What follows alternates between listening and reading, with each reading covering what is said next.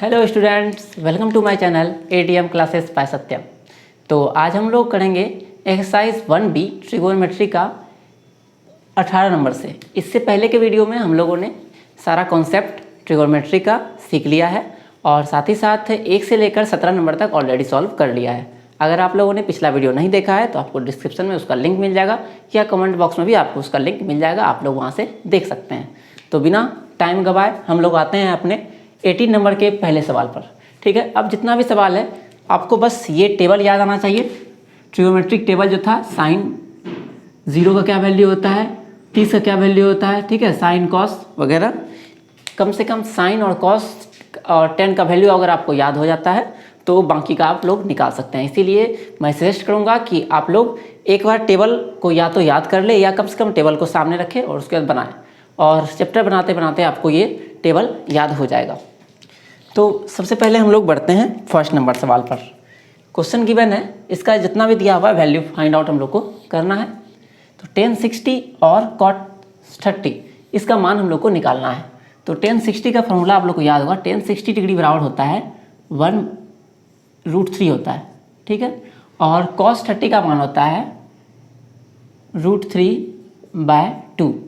तो ये पॉइंट जो है इसका मतलब होता है गुना, ठीक है। अगर ये नीचे में है पॉइंट तो उसको कहते हैं हम लोग डेसिमल, अगर पॉइंट बीच में दिया हुआ है तो उसको हम लोग कहते हैं मल्टीप्लाई, अगर वही पॉइंट उठा के हम लोग ऊपर दे दे तो वो बन जाता है रेकरिंग, ठीक है। तो पॉइंट का अलग अलग जगह पर अलग अलग यूज़।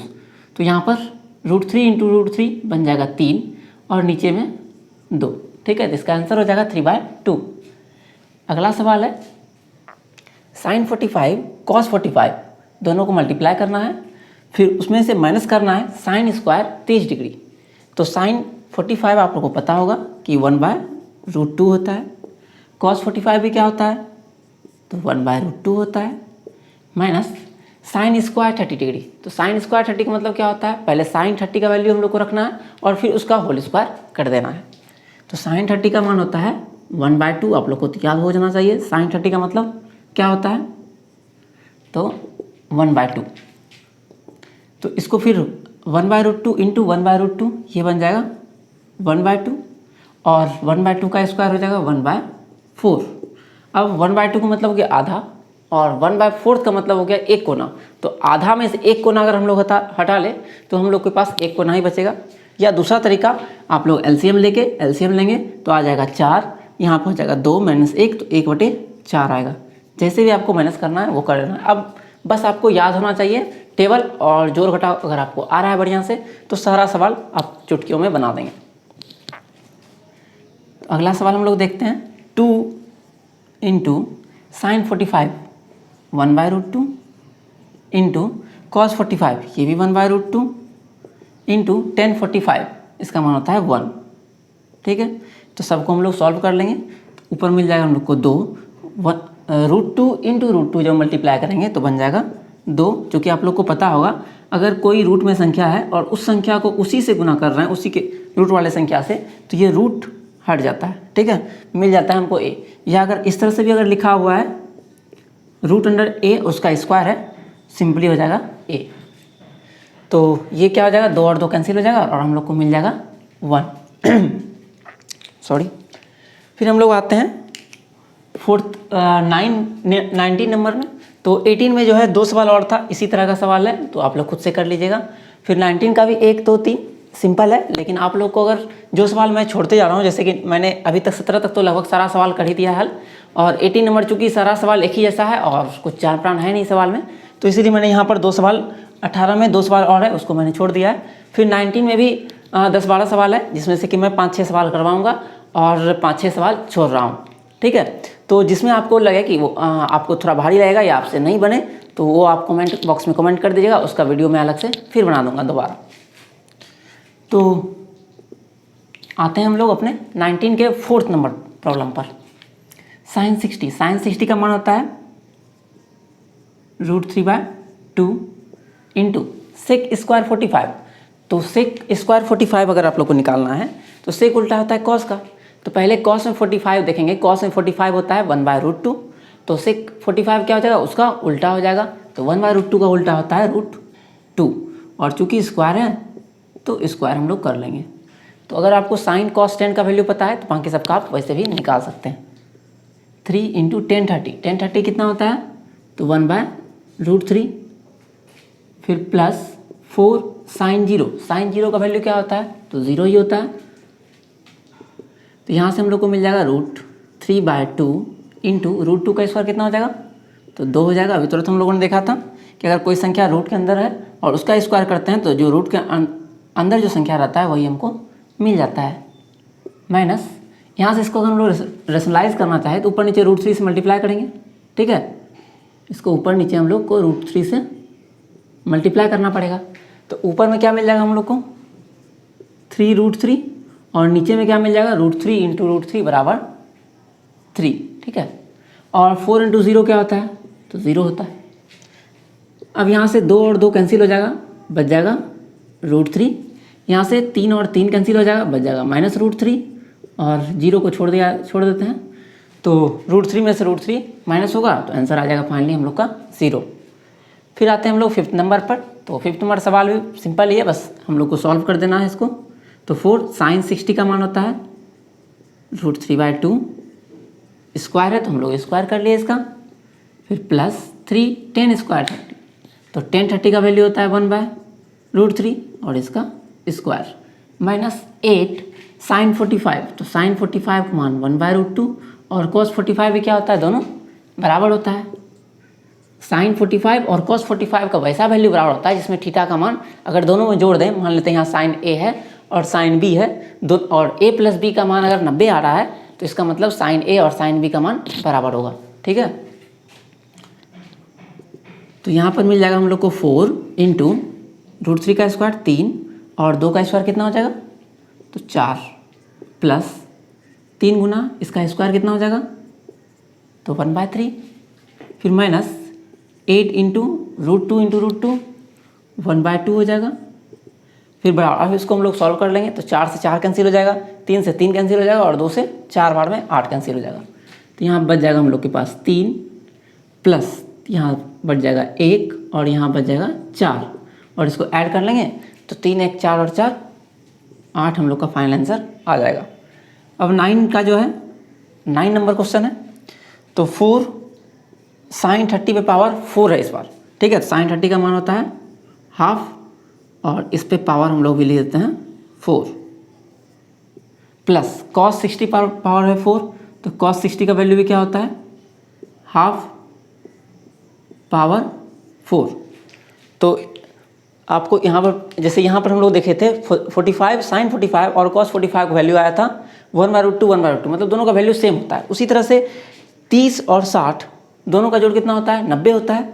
और साइन और कॉस में अगर दो एंगल का जोड़ 90 हो रहा है तो उन दोनों का वैल्यू बराबर होगा। तो अगर आपको याद नहीं है तो इस तरह से भी आप याद रख सकते हैं, या कोई कन्फ्यूजन है तो साइन 30 और कॉस 60 दोनों का वैल्यू हमेशा बराबर होगा। तो 1/2 और 1/2, फिर माइनस 2 इंटू कॉस 45, तो सॉरी यहाँ पे 3 लिखा हुआ है, तो यहाँ पर 1/√2 का स्क्वायर हो जाएगा, माइनस 2 इंटू साइन 45 वैल्यू भी 1/√2 होता है का स्क्वायर। अब इसको हम लोग एक स्टेप और सॉल्व करेंगे। तो 1/2 की पावर 4, 1/2 की पावर 4 का मतलब क्या होगा 1/2 इंटू 1/2 इंटू 1/2 इंटू 1/2, 4 बार जो हम लोग 1/2 को मल्टीप्लाई करेंगे तो हम लोग को मिल जाएगा 1/16 प्लस यहाँ पर सिंपली मिल जाएगा 1/16 माइनस 3 इंटू 1/√2 का स्क्वायर 1/2 माइनस 2 इंटू 1/2। तो नेक्स्ट स्टेप में हम लोग को क्या मिल जाएगा 4 इंटू 1/16 1/16, दोनों को ऐड करेंगे एलसीएम आएगा 16 ही और 1 + 1 हो जाएगा 2, तो 2/16, तो ये 4 से कट जाएगा 4 बार में, प्लस सॉरी माइनस 3 इंटू यहाँ पर भी 2 और 2 कैंसिल आउट हो जाएगा, बच जाएगा क्या यहाँ पर बच जाएगा 1/2 और यहाँ बच जाएगा -1। इसको एक स्टेप और सॉल्व करेंगे हम लोग को तो मिलेगा यहाँ पर 2 से और कट जाएगा 4 2 बार में, तो 1/2 माइनस 3 इंटू 1/2 में से 1 घटाएंगे या आधा में से अगर हम लोग 1 घटाएंगे तो हमको क्या मिलेगा, माइनस आधा मिलेगा, ठीक है। या एलसीएम लेके भी आप कर सकते हैं, यहाँ पर 2 हो जाएगा, एलसीएम 2 लेंगे तो 1 - 2 बराबर -1, तो यहाँ पर मिल जाएगा हम लोग को 3 × -1/2, तो बराबर आ गया हम लोग के पास 1/2, यहाँ पर माइनस माइनस हो जाएगा प्लस 3/2, एलसीएम लेंगे तो 2 ही आएगा और 3 और 1 क्या हो जाएगा 4, तो 4/2 और कट के आंसर हो जाएगा हम लोग के पास फाइनल आंसर 2, ठीक है। तो अगला सवाल देखते हैं, आप लोग वीडियो को पॉज करके उतार लीजिए। तो बढ़ते हैं 19 नंबर के 11 नंबर सवाल पर, ठीक है। आप लोगों को अगर कोई सवाल में दिक्कत हो तो निश्चित रूप से कमेंट बॉक्स में आप लोग बताइएगा, ठीक है। मैं उसको फिर से बता दूंगा, या जो सवाल आपसे अगर नहीं बनाया कोई सवाल तो वो भी आप वहाँ पर बता सकते हैं। तो 4/10² 60, 1/cos² 60 - sin² 45 डिग्री, तो इसका वैल्यू हम लोग को फाइंड करना है।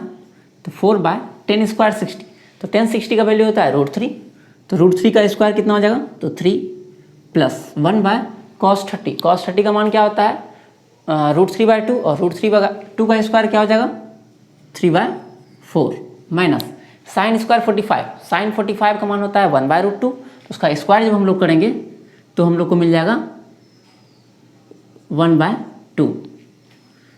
तो इस यहाँ पर 3/4 है, ये पलट किया जाएगा ऊपर, तो ऊपर हो जाएगा 4 और नीचे हो जाएगा 3, तो एलसीएम लेंगे तो मिलेगा 6, तो यहाँ पर 3 दूनी 6, तो 4 को भी 2 से गुना करना पड़ेगा 8, फिर यहाँ पर भी हो जाएगा 8 माइनस 2 तिया, तो उसको भी 3 से हम लोग को मल्टीप्लाई करना पड़ेगा, तो 8 8 16 में से 3 जाएगा तो आपका बच जाएगा 8 8 16 में से 3 गया तो 13/6।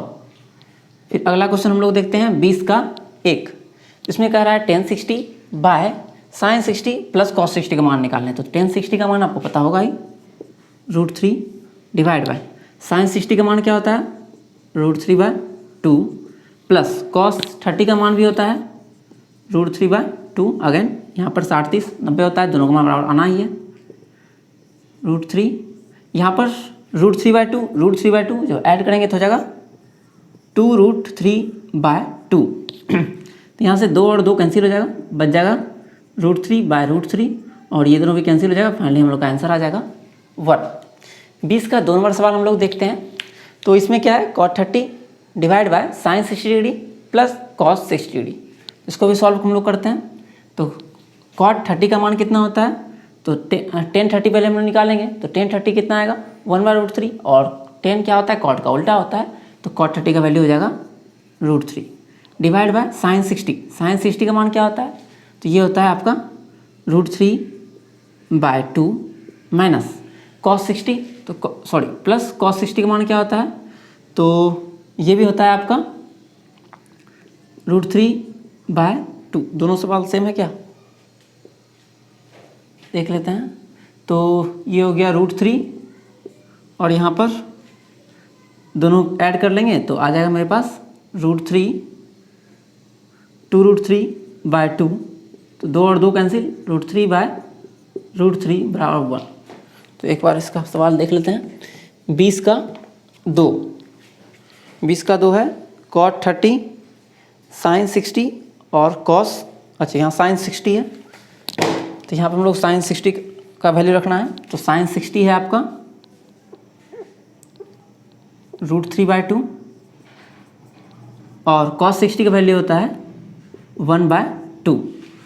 तो इसको जब हम लोग सॉल्व करेंगे तो मिलेगा √3, यहाँ पर एलसीएम लेंगे 2 ही आएगा, तो √3 + 1 डिवाइड बाय 2, तो ये 2 चला जाएगा ऊपर, क्योंकि इसका मतलब होता है √3 × 2/√3 + 1, तो आंसर यहाँ पर छोड़ सकते हैं हम लोग 2√3/√3 + 1, या इसको हम लोग को चाहे तो एक स्टेप रेशनलाइज भी कर सकते हैं, ऊपर नीचे √3 - 1 से मल्टीप्लाई करके, तो हम लोग एक स्टेप और करेंगे यहाँ पर आप छोड़ सकते हैं एग्जाम में। इसके बाद एक स्टेप और कैसे करेंगे वो देखते हैं। जैसे हम लोग का आ गया है 2√3 डिवाइड बाय √3 + 1, तो इसको हम लोग मल्टीप्लाई कर लेंगे √3 - 1 से, तो ऊपर हम लोग को मिल जाएगा 2√3 × √3 - 1 और ए प्लस बी इंटू ए माइनस बी का मल्टीप्लिकेशन क्या होता है, ए स्क्वायर माइनस बी का स्क्वायर। तो √3 का स्क्वायर 3 और 1 का स्क्वायर हो गया 1, तो 3 माइनस 1 क्या आ जाएगा 2, 2 और 2 कैंसिल हो जाएगा, तो हम लोग का आंसर हो जाएगा √3 इंटू √3 माइनस 1, ये हो जाएगा या ये हो जाएगा। या एक स्टेप और लिखना चाहें तो इसको मल्टीप्लाई कर लेंगे, तो इससे ये मल्टीप्लाई होगा तो बन जाएगा 3 और √3 जब 1 से मल्टीप्लाई होगा तो माइनस √3। ठीक है, तो कहीं पर भी आप छोड़ सकते हैं, या तो यहाँ पर छोड़ सकते हैं, या तो ये आपका आंसर हो सकता है, या यहाँ पर भी आप छोड़ सकते हैं, या यहाँ तक सॉल्व कर सकते हैं, जहाँ आपका मर्जी सॉल्व करने का। जनरली एग्जाम में रेशनलाइज करके ही आपको आंसर देना चाहिए। ठीक है, तो आपको कम से कम यहाँ तक जरूर सॉल्व करना चाहिए, उसके बाद ये आपको करना है या नहीं। आंसर जब भी दीजिए आप एग्जाम में रेशनलाइज करके दीजिए, रेशनलाइज फॉर्म में। तो आते हैं हम लोग आज के सबसे लास्ट सवाल पर। ठीक है, और अगले वीडियो में हम लोग कोशिश करेंगे कि 1 भी एक्सरसाइज ट्रिगोनोमेट्री का खत्म हो जाए। तो बढ़ते हैं आज के सबसे अंतिम सवाल पर। तो वैल्यू पुट करते जाते हैं हम लोग। 5 इंटू साइन स्क्वायर 30, तो साइन 30 का मान होता है हाफ, तो हाफ का स्क्वायर हो जाएगा 1/4। फिर है cos 45, तो cos 45 का मान होता है आपका 1/√2 और 1/√2 का square 1/2 minus 4 into tan 30, tan 30 का मान होता है आपका 1/√3 और उसका स्क्वायर हो जाएगा 1/3 डिवाइड बाय 2 साइन 30, साइन 30 का मान हाफ, cos 30 का मान √3/2 प्लस tan 45 1। अब इसको हम लोग सॉल्व करेंगे।